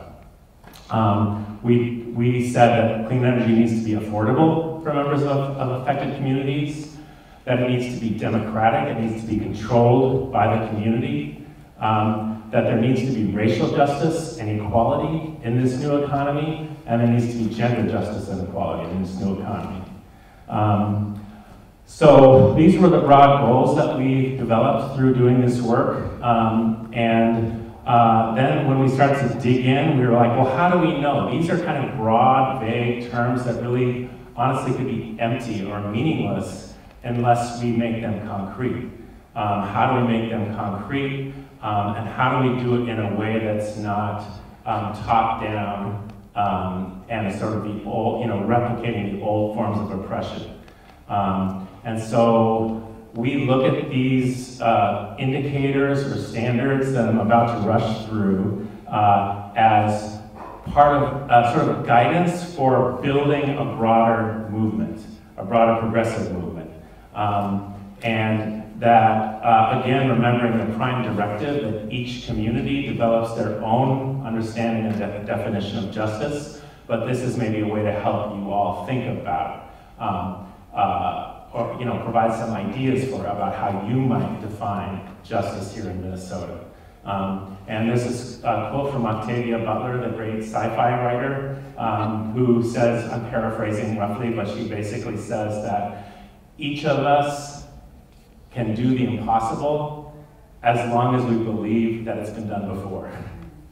So maybe this is a little bit of helping folks to understand and believe that if not fully accomplished elsewhere, that there are other people in other communities who are engaged in similar struggles, and sort of what we've come up with through being part of some of those struggles. So we basically started out with about 60 different possible ways to figure out, hey, how are we doing on progress towards these, just the first 4 goals. And we worked with some academics at the Berkeley Labor Center and narrowed it down to about 15 that we decided are like the most accurate ways to measure progress towards these, just the first 4 justice goals. The Sierra Club, I'm no longer there, but they're still working on the last 3, and I'm really hopeful that that work is going to continue. Why are quality careers important? Because we don't want the clean energy economy to replicate the same kind of economy we have now, where a tiny, tiny fraction of 1% of people in the global economy are getting the vast majority of the benefits. Who's not benefiting? Those same people that we talked about as affected communities, people of color, women, working class people, poor people, differently abled people. The clean energy economy has to be part of changing that. And part of changing that is making sure that people don't just get, a job on a rooftop isn't something that pays the same as a Walmart job with no health insurance and no benefits and dangerous working conditions. How do we measure that? One way that we came up with, we think probably the leading indicator of whether a job provides a quality career is whether or not it's a union job. Why is that? Because there's tons of research that establish that as compared to non-union jobs, the same job pays more, is more likely to have health insurance, is more likely to have retirement benefits, is more likely to be safe, and is more likely to be a job where the worker actually has a voice in their working life. And so one of the measures that we came up with was, we'll know we're making progress if we increase dramatically the percentage of jobs in the clean energy industry that are union jobs. Another really important thing is that people get the right training. And again, we found and looked at the data that shows that when people get the opportunity to enroll in a registered apprenticeship program and they end up with a license in a trade that can support them in a skilled career for the rest of their life, they're more likely to have a career where they're actually able to support their family. In terms of equitable access, we found that it's, as Sam already mentioned and others, that it's key to have clean energy businesses that are owned and operated by people from affected communities, especially communities of color, tribal communities, and women, and we really have to increase dramatically. As you can see, our goals are not nearly as audacious and ambitious as what the challenge Sam laid out for you all, so maybe Minnesota can do a lot better than this. It's really important to increase the percentage of people from affected communities who are actually working in clean energy. How do we measure that? The number of folks from affected communities who are actually working in the skilled trades, who are actually enrolled in the apprenticeship programs that lead to licenses in the skilled trades. We need to really increase the numbers of people who are doing that. I'm going to skip ahead here. So this is just a couple little examples of this process that we were involved in, which included a lot of people's movement assembly processes like this one. And what we did, the Sierra Club is still doing to try to turn those processes into ways to measure and for us to know whether or not we are working towards justice or not. Thank you.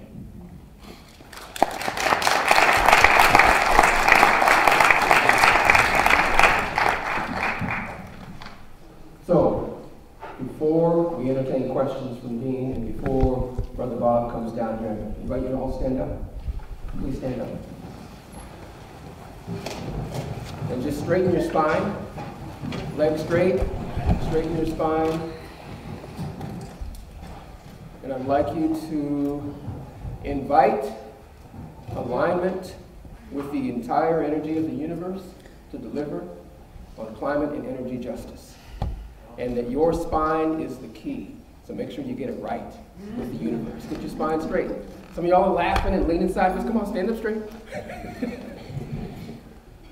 Body wisdom is the key to this revolution. Get in your body, love it.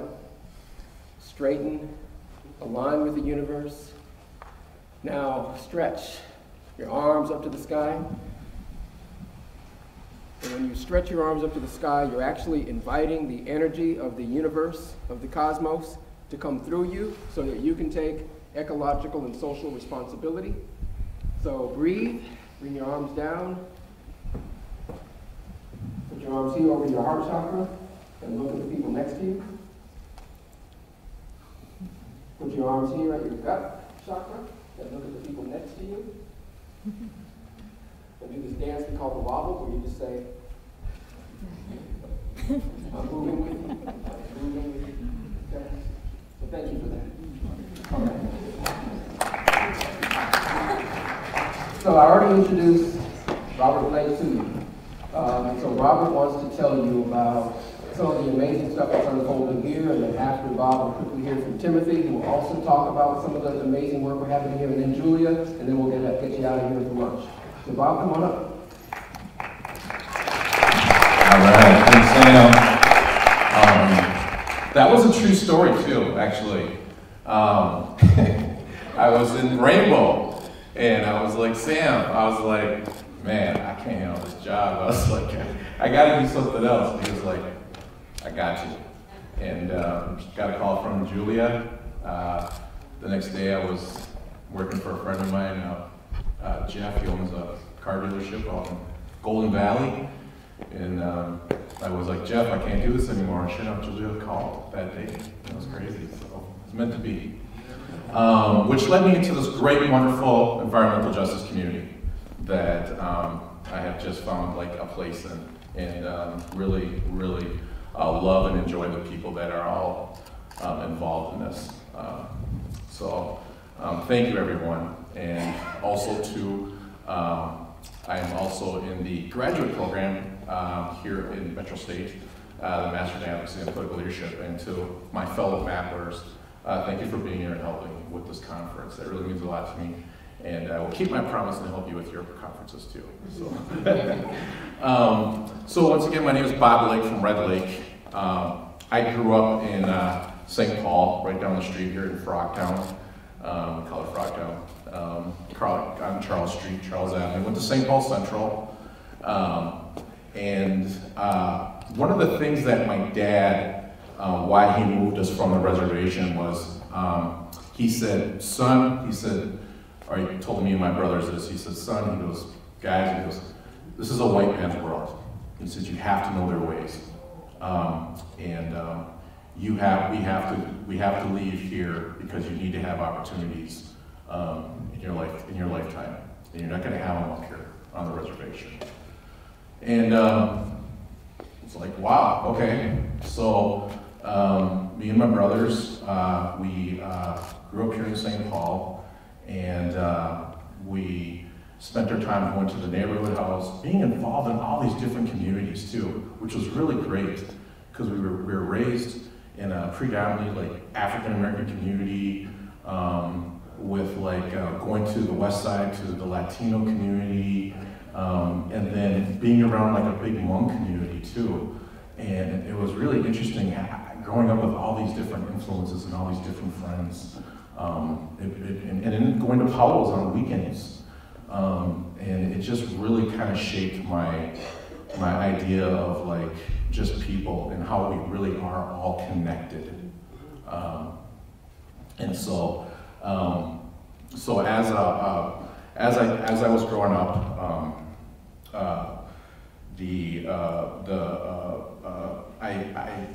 I got, this is kind of embarrassing to say, but I got kicked out of high school at St. Paul Central my senior year, and had to move to Red Lake.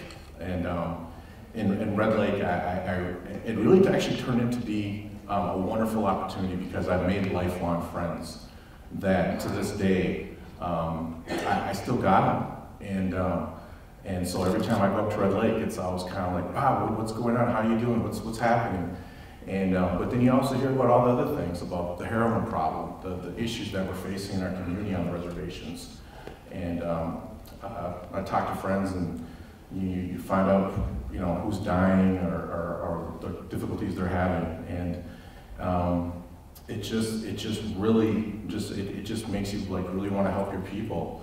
And one of the things I caught the solar bug, and I just started saying to myself, why can't we use solar energy as a way to make our community healthier? How can we use renewable energy to make the tribal communities healthier? And just like the way the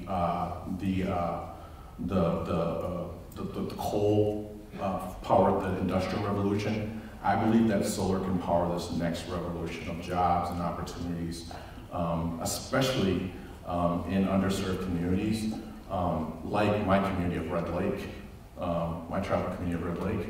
And so now there's just all this, now I'm just like so focused on trying to bring solar to Red Lake and to tribal communities now that this has just kind of become like my life's mission, and to bring it out to reservations, because the one thing that I learned in kind of doing all this was, you know, was that the kind of power that when you're a landowner, you have. And the fact that tribes are kind of one of the only kind of groups of people with kind of a land base in which to operate out of, I could totally see the power in how Native nations can really make a big difference in this environmental kind of movement. And so I really am focused on trying to bring tribal nations together, and just like this whole Trump took us out of the Paris Accord Agreement, how would that look if like 600 tribal nations all said, we're going to go back in? What kind of message did that send to the rest of the world? Because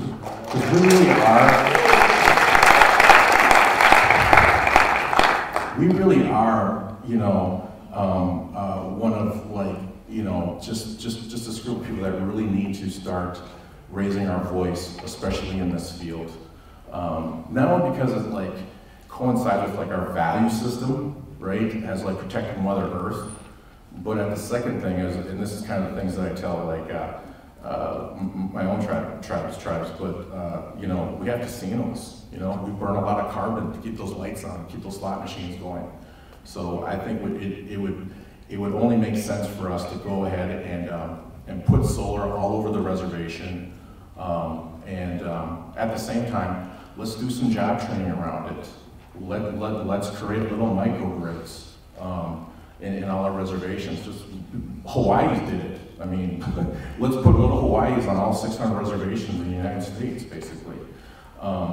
And then why don't we go ahead and like start looking at some of the social ills that plague our communities? I think on my reservation, we send $15 to $20 million off that reservation each year to our local co-op. what would that look like if we put 15, 20 million into our economy? What would it be like to grow our Main Street? You know, to have the artist here, to have the coffee shop here, to have the individual that has the, I don't know, that's the barber, you know? Wouldn't that be a novel idea to have like a community that is like circulating the money with inside it? Because that's the way it used to be done, and communities were more healthier then. And so I was saying, I want to get back to that again. And that's where I see like reservations and like Native tribes having a big voice in this whole environmental justice movement. So that's basically where I'm kind of at with it. Last thing, it was George Washington was the biggest, I guess, landowner, right? When land stealer, I should say. I did this for my MAPL class, and it was I almost said the founding fathers. I caught myself, and I said the framers of the Constitution, and I said, you know, it was those guys that, you know, made up the rules and gave all the rights to landowners, and out of that grew institutional racism, and we can talk about a lot of other things, but that was the only way they respected you, you know, if you owned a piece of something. And so I thought to myself, that is the only way that Washington is going to listen to us. Then if all 600 of us are all sitting there saying, you know what, you need to start hearing us and hearing the rest of us in the country, because it just feels like that's the only way the politicians will listen. So that is my big hope, my big dream. That's why I'm in this, and I hope and dream to have solar all over every Native reservation in the entire country, and creating jobs and opportunities, and just making our community a lot healthier, and all of us just working together to bring this dream come true. And thank you very much, people, and thank you for coming.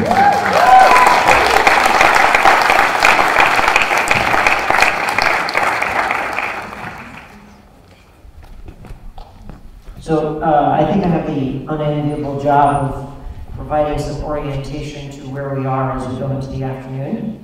And I'll attempt to do my best at that. For those of you who don't know me, I'm Timothy Dunner-Thomas. I am General Manager of Cooperative Energy Futures. We are a community-based energy cooperative based in Minneapolis with about 430 members across the Twin Cities and increasingly across greater Minnesota as well. I'm part of the Just Solar Coalition and have been involved in this work for several years now. We're also involved in developing a series of community solar gardens that are cooperatively owned and are accessible to people in communities. So I'm speaking today in part, as somebody who really cares about these values. Sorry, I just realized, does something have the clicker? You got it.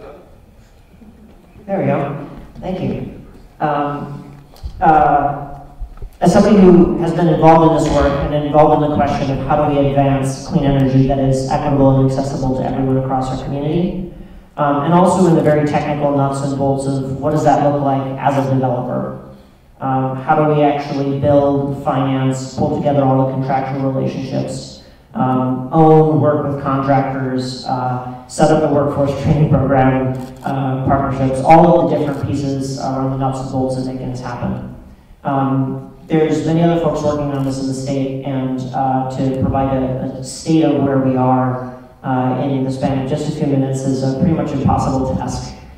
So please think of this as just an introduction to some of the important ideas.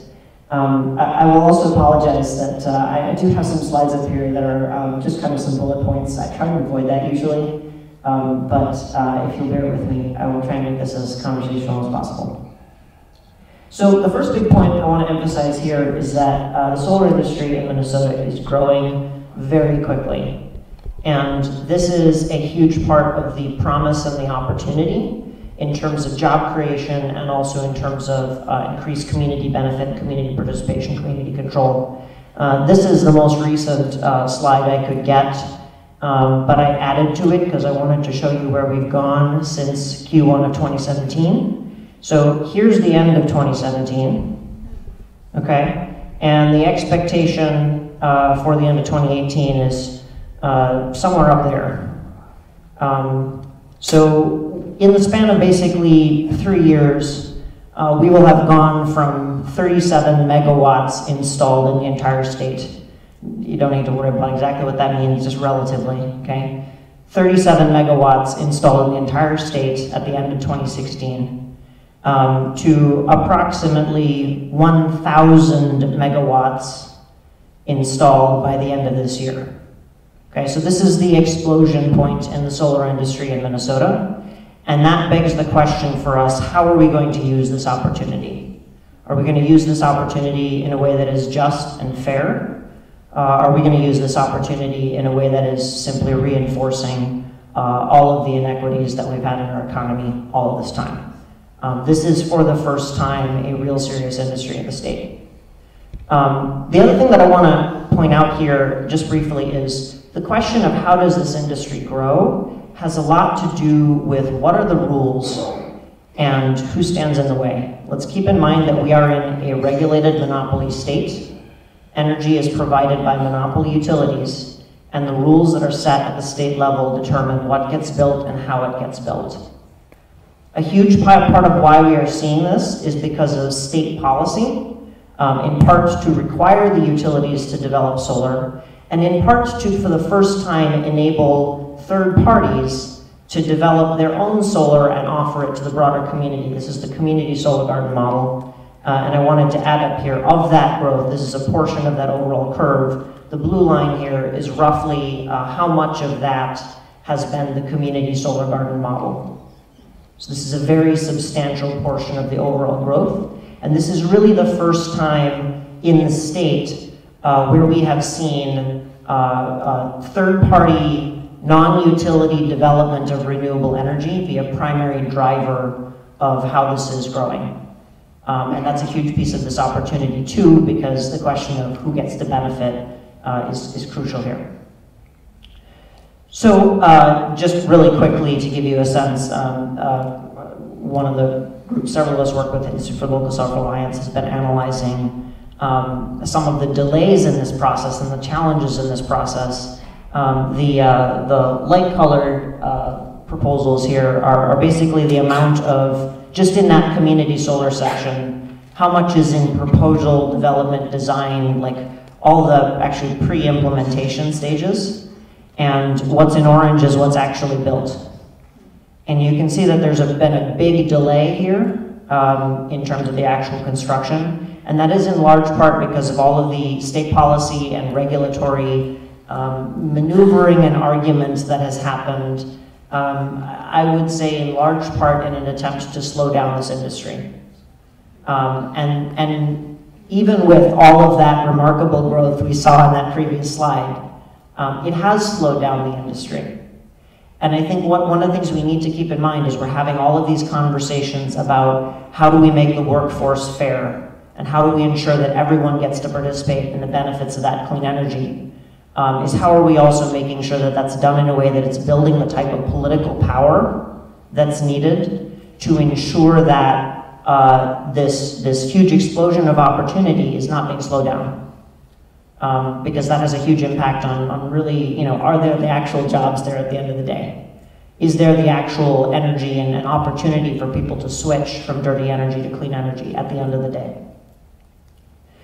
So, wanted to just set up, before this innovation that came along with community solar, really who in our communities could participate in clean energy. Okay, so you could participate if you are a homeowner or a business, you have a good solar site, and you have access to tens or hundreds of thousands of dollars. Okay, I would go into communities and ask people, how many people here would like to see solar, get nearly all the hands in the room, and then you go through these criteria and slowly the hands start dropping.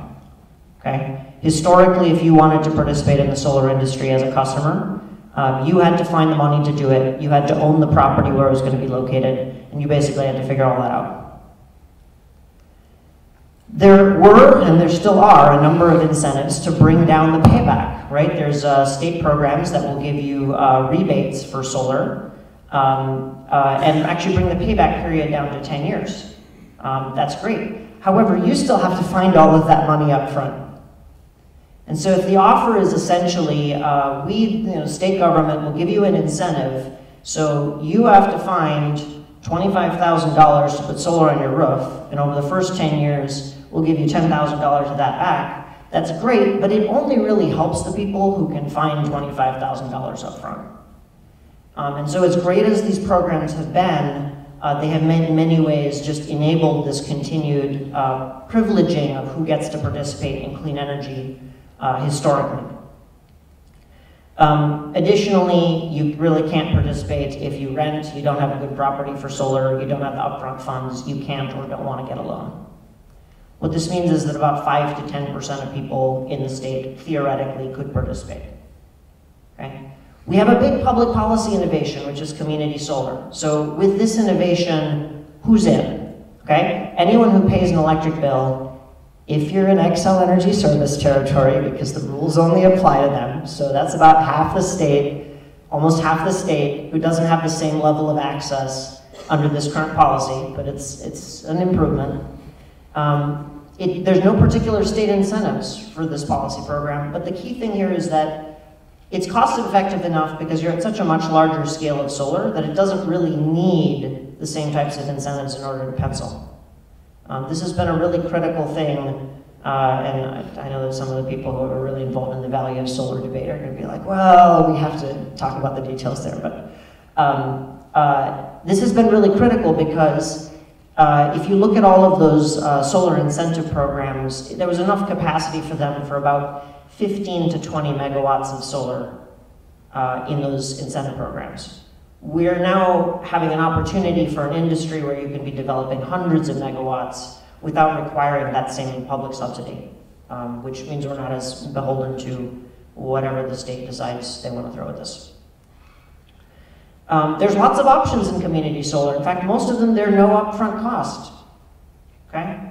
And this is not just people who are trying to advance equity. It's just about everyone in community solar. There's no longer a conversation. You have to find $25,000. In fact, in many cases, you don't have to pay anything up front. And month by month, what you pay is going to be less than what you save on your utility bill. This is theoretically a massive expansion of who has access to this. However, 90% of the developers in the state have focused on commercial and industrial, not even serving residents. Okay, so it has still been very focused on people with lots of financial and economic access in our society, usually not even residents in the first place. And nearly all of the developers who are serving residential are only accepting residential participants if you have a credit score, depending on the company, of either 680 or 700. This means even with this great policy that has solved all of these problems, in the vast majority of cases, people with the highest energy burdens from their energy bills are still being shut out. Okay? And this is the reality of this wonderful, huge expansion that we're seeing. This still means that even in Xcel, half of the people in Xcel territory don't have that access on the whole. And if you talk about outside of Xcel, it's even more. Well, why is this happening? We created all this innovation to make it possible for everyone to participate, and it's still not working. This whole conversation, everything we're talking about later today, is to really dig into more of these barriers. So this is just a brief overview summary. Why is this happening? Okay, energy has been a monopoly for over 100 years. There's all these complicated rules, it's really difficult to participate, and there isn't a financial sector, nor is there a broad public consciousness about what it looks like to own our own power. This isn't like some industry where there's been tons of businesses developing their own power plants for the last 100 years, as there has been in all sorts of other sectors. Until both the technology came along and the policy came along, we really haven't had any way of doing this. And so the expertise in how to do this just isn't, on the whole, there yet. We have to create it from scratch. Historically, financing for solar has been based on a single customer. It's those homeowners, it's those businesses who can put a solar system on their roof. So the entire financial sector around solar is looking at what is your personal credit. This is not how financiers or power plants look at serving coal-based or nuclear or natural gas energy. They don't ask, hey, customer at 123 Main Street, what is your credit score so we can understand whether to build this coal-fired power plant? They don't ask you that. It's universal access. Everyone is served by energy, as long as it is the centralized, utility-owned, largely dirty energy. But as soon as we are talking about clean energy, well, are you financially sound enough in order to do that? Okay? There's also this whole federal tax credit issue, which has essentially resulted in so much of the financial incentives for developing solar are in the hands of essentially Wall Street. People with a ton of money who have the tax liability and all the complex legal and accounting expertise to figure out how to finance these things. That means largely they get to set the terms. And as you may imagine, the terms that they're interested in setting haven't historically been primarily interested in making sure that everyone gets to participate. I mean, we can have a whole conversation about Wall Street if you want, but I hope that's relatively apparent. I could talk forever about what do you do about that, because that's a lot of what I've been spending my last couple years on, but this is another really important challenge. Most of the people doing this work are installers first and foremost, right? Their primary business, their primary way of thinking about this industry is I want to put solar in the ground or on a roof. I want to build this thing. They make their money that way, and it's also the way that they've been thinking about this all along. That's a very, very important role in this overall industry. But the primary incentive there on the whole, and there are definitely exceptions in the developer community, but on the whole, the objective there is how do I get the financing and the legal relationships and all of that to happen as easily and quickly as possible so I can get the system built. Which means the interest in challenging these questions around how does the finance work, how do we change the terms of the deal, maybe there's interest there, but how far are we going to push when our primary business is building systems? Okay. And there's exceptions, and I know folks in the room who care about that a lot. The profits are still flowing to absentee investors. Okay, we've replaced, at least in like the community solar model, we've replaced utility shareholders with private investors financing solar projects, but it is still not primarily the profit and the benefit returning to the community. The actual users, us, all of us in the community, we have very little say in how are these business structures and business relationships actually going to be set up. It is still primarily a customer relationship. And again, then the question becomes, if it's credit score qualified and most people are targeting middle and upper income households, which customers have any say at all? And then finally, the other community benefits, how do we have a just workforce? All of those pieces aren't really a core part of the priority. Really, this last thing I'm going to talk about is the very first taste of all the stuff we're going to be talking about, so I'm going to zoom through this. What can we do? Okay? We really have to reposition solar and renewable energy in general as a community benefit model. This is a type of economic development that is fundamentally about benefit for everyone involved. And it should have the same rights to universal access and the various other policy and regulatory treatment as all of the energy, other types of energy that we consider to be universally accessible, right? All of those things around, do you have the credit to get solar energy? We don't ask that for any other type of energy in our current system. We need to eliminate the individual credit qualification, so it's no longer a question of are you financially sound. This is a shared infrastructure. This is shared clean energy infrastructure that everyone in our community is using, and we need to finance it the same way. We need to allow energy users to pay for clean energy on their utility bill. This is also an energy efficiency practice, just as we pay for the infrastructure